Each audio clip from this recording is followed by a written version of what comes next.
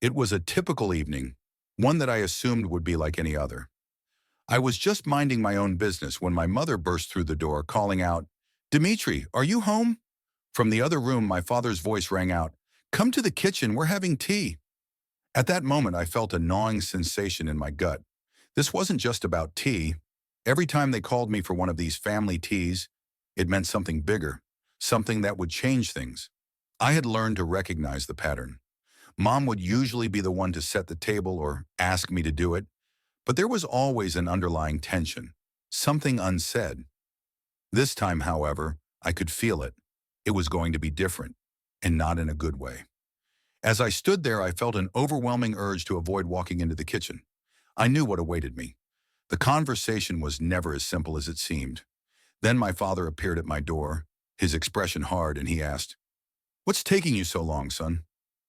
With a sigh, I reluctantly stood up and trudged toward the kitchen, dreading what was about to unfold. And then it happened.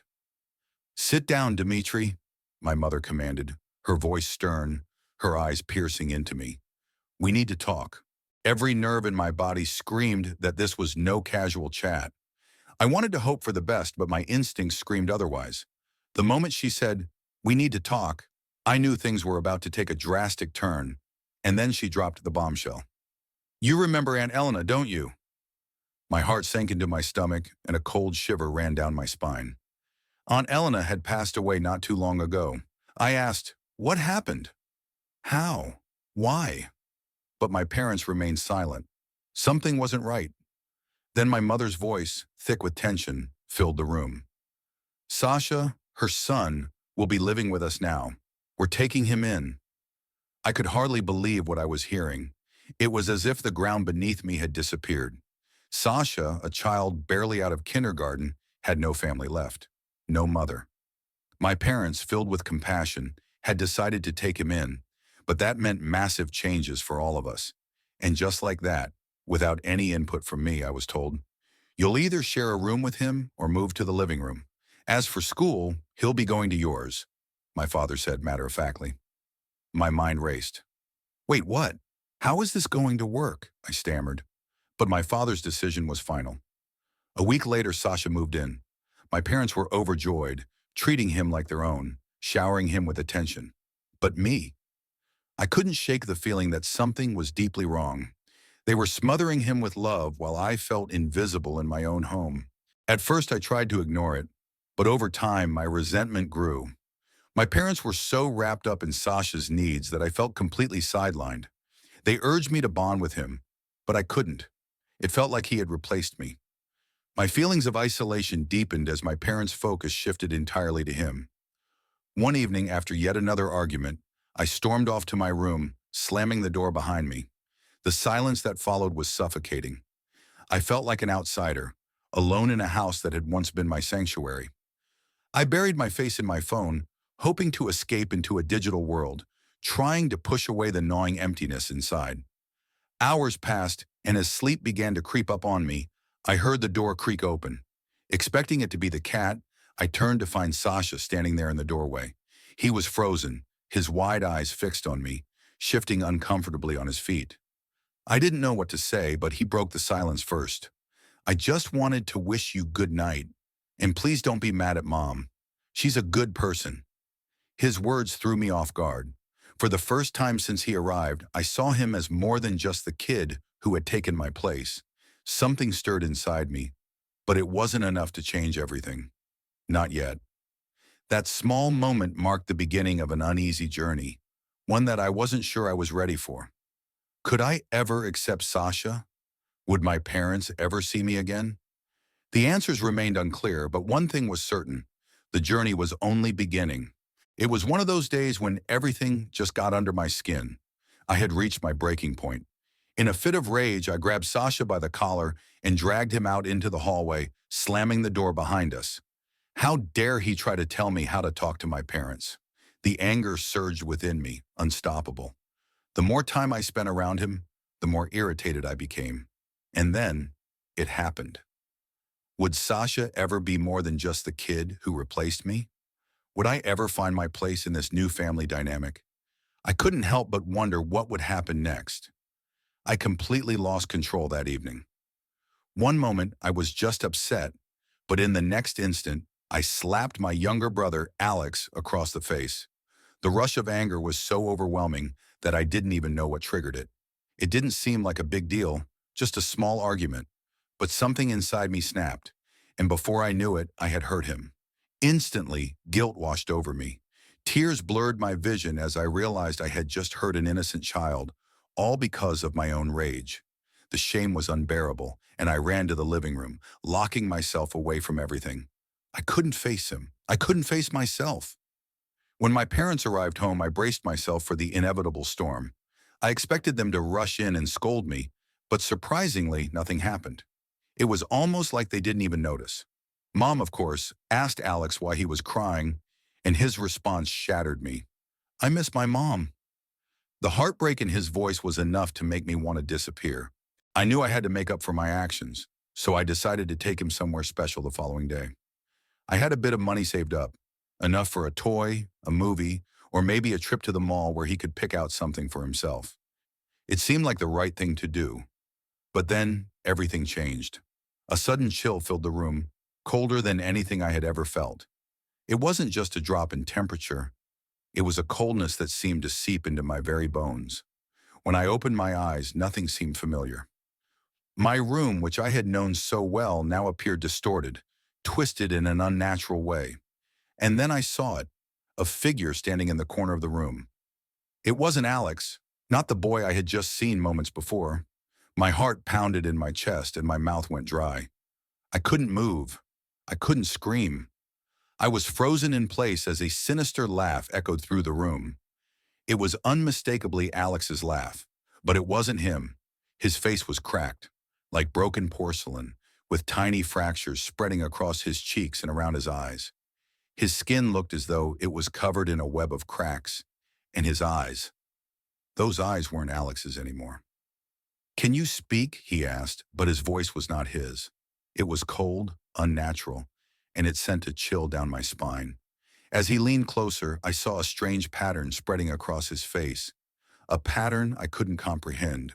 I tried to scream, to call for help, but no sound came from my throat. I was paralyzed, trapped in my own body. And then, without warning, his face morphed into something even more horrifying. It became my mother's face, but twisted, distorted. "What are you staring at?" she said, her voice deep and malicious, far from the comforting tone I was used to. Before I could even process this, it shifted again, returning to the horrifying version of Alex. "Still can't speak? Well, if you can't get up on your own," he mocked me, his words dripping with malice. And then, the unimaginable happened. The ground beneath me gave way. My body plunged into a void, twisting and contorting. I couldn't move, couldn't escape the pain that was tearing me apart. Every part of me felt like it was being ripped in two. Then everything stopped. I hit the ground hard, but this wasn't my bedroom floor. It was something else, something foreign. The laminate beneath me felt strange under my hands. I scrambled to my feet, disoriented and confused, only to find myself standing in the living room. It was as if nothing had happened, except for the blood that stained the floor. What was going on? Was I losing my mind? Or was something darker at play here? The truth, I feared, was more terrifying than I could understand. A few nights later, after that strange experience, I woke up in a panic. My hands were covered in blood, and my face was throbbing. Apparently, I had experienced sleep paralysis and fallen off my bed, breaking my nose in the process. The house was eerily quiet, and my parents were sound asleep, unaware of the chaos I had just endured. Shaken, I stumbled into the bathroom, splashing cold water on my face to wash away the blood. But as I stared at my reflection, trying to make sense of the nightmare that had become my reality, the bathroom door swung open unexpectedly.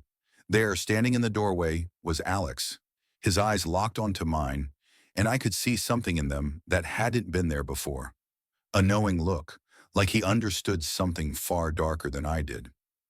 "Are you okay?" he asked, his voice soft and innocent. But somehow I knew this was far from over. What was happening to me and to him?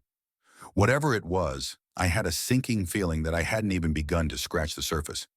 Jesus, I screamed, my voice trembling with shock. What are you doing? At first, he didn't respond. He just stood there, staring at me with an eerie intensity, as if his gaze pierced right through me. It was as though he wasn't really there. His presence felt like a ghostly chill. You look like you've seen a ghost, he said, his voice finally breaking the silence. But it was laced with an unsettling hesitation. You probably had a nightmare. That's why you thought you were falling off a cliff. But in reality, you just fell out of bed. My heart pounded in my chest as I tried to make sense of his words. Slowly, I turned my head, meeting his eyes as he smirked, fighting the urge to laugh. Then with a mischievous grin, he let out a loud burst of laughter. What's the matter? Haven't had a good fight in a while, huh? Shaken to my core, I snapped at him, demanding that he go back to his room. Surprisingly, he listened, his head lowered as he quietly walked out.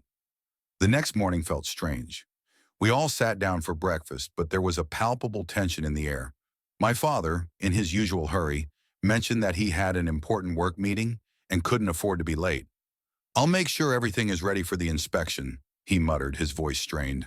I have to go. His kiss goodbye to my mother was absent of the warmth that usually filled our home. There was something off, something that didn't sit right. After my father left, my younger brother Alex wouldn't stop bugging our mom. He kept insisting that she take him to his grandmother's village in the countryside. I haven't seen her in so long. What if something happens to her like it did to Mom? She's always complaining about her health, he said anxiously, his voice tinged with fear. Stop worrying so much, my mother responded, her voice a little sharper than usual. But I could tell something was off with her, too. Her demeanor was colder, more distant. Later that day, my worst fears were confirmed. My mother had vanished. She had been unreachable for hours, and her phone was turned off. My father called her mother's house, but when the phone was answered, the voice on the other end was not what we expected. Hello, is this McCooney's house? What's going on? Asked the voice, rough and ancient. My father and I exchanged uneasy glances. What's going on with your wife? The voice continued. She sent Alex alone, but disappeared on us. At that moment, everything changed. Panic swept over me. My father, visibly shaken, yelled into the phone, demanding to know where my mother was, but the voice on the other end only spoke in cryptic riddles. I don't know. I haven't seen her in hours. Maybe she's just out wandering. Who knows? The line went dead. A cold, creeping fear took hold of me. It was then that the door opened with a sudden creak. My mother's voice pierced the air, irritated and terse. What's all the fuss about? She snapped. I just got back from dropping Alex off. But when I looked at her, I knew something was wrong. Her usual calm, comforting presence had been replaced with a strange coldness. Whatever had happened during her trip, it had shaken her. Later that evening, she confided in me that she had taken the day off from work, a rare occurrence for her. But when I asked why she was acting so strangely, she brushed it off, insisting it was nothing. I could tell she was hiding something, but before I could press further, she called me to dinner, her mood colder than before. As I sat down at the table, I felt a gnawing hunger in my stomach. I devoured my meal quickly, but as I bit into a meatball, something felt wrong. There was a strange sensation as I chewed, and suddenly my teeth hit something hard. A sharp pain shot through my mouth, and I immediately spit out the contents. To my horror, I saw a real sewing needle embedded deep inside the meat. My eyes widened in disbelief. How did it get there? I stared at my mother, the room falling silent as I asked, Where did you buy this food? But she didn't answer. Her eyes locked onto mine with an unnerving intensity, almost as if she were daring me to ask more. The unease in my chest grew, and I realized that this wasn't just a simple mistake. Something far darker was unfolding, and I was at the center of it. The nightmare was just beginning. Mom, what's going on? Don't you see that there's a needle in my food? I demanded, but she remained silent, her eyes vacant, as if my words didn't even register. It felt as though I was speaking to a ghost, someone who no longer existed. The silence was shattered by the shrill ring of the phone. My heart jumped, and I grabbed it immediately. Dad, are you home? I asked, my voice trembling. But my father's response was filled with panic. his voice barely audible.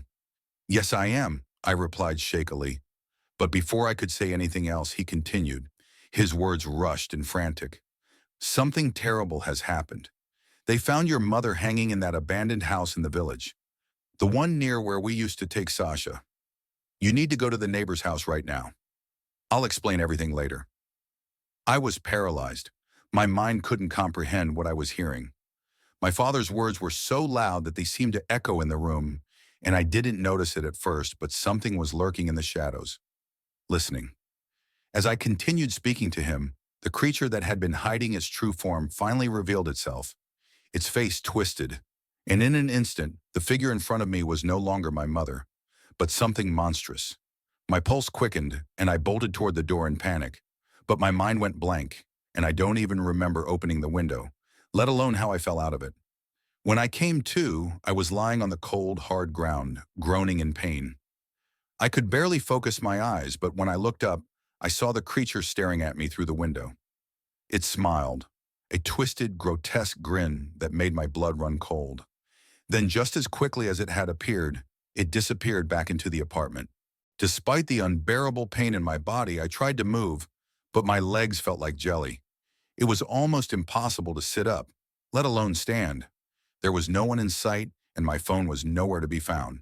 It must have been left on the kitchen table. Just then, the door to the building slammed open, and I saw it, the very thing I had been trying to escape.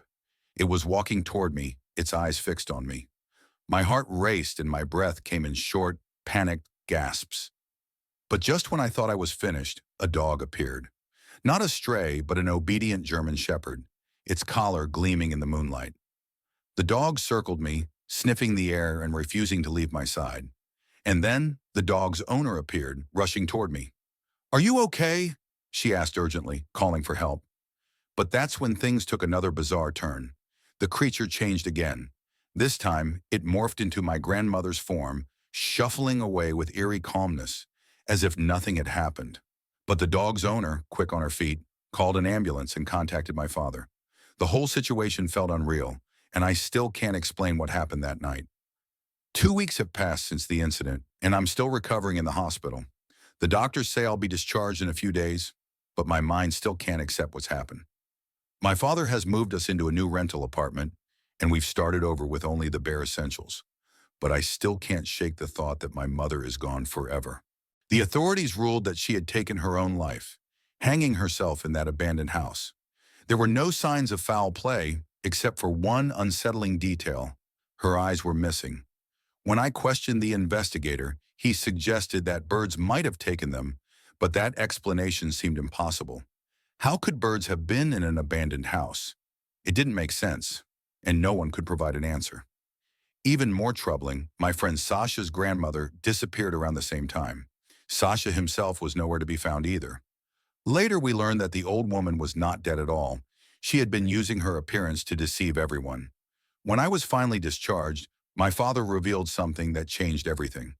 He told me that they had noticed strange behavior from my mother's close friend, Irina. She had become obsessed with a mysterious deity, one that was not the god they knew. Irina began urging everyone to pray to this unknown being, claiming it would bring prosperity and protect us from harm. At first, my parents brushed it off, but soon things escalated. Irina started performing strange rituals, and she began visiting the cemetery, insisting that she was protecting her son from the evil eye. In the end, it was Irina's obsession with this dark force that led to our downfall. And Sasha? He too had been overtaken by this entity. It wasn't Sasha's body anymore. Something else had taken control. But Sasha was still alive, hidden within his grandmother's body. How many lives had this creature taken already? How many more would it destroy before it was stopped? I looked at my plaster cast, silent, and then nodded to my father. But I couldn't bring myself to tell him the truth. Sasha was still alive, but in a completely different form, and I was the only one who knew.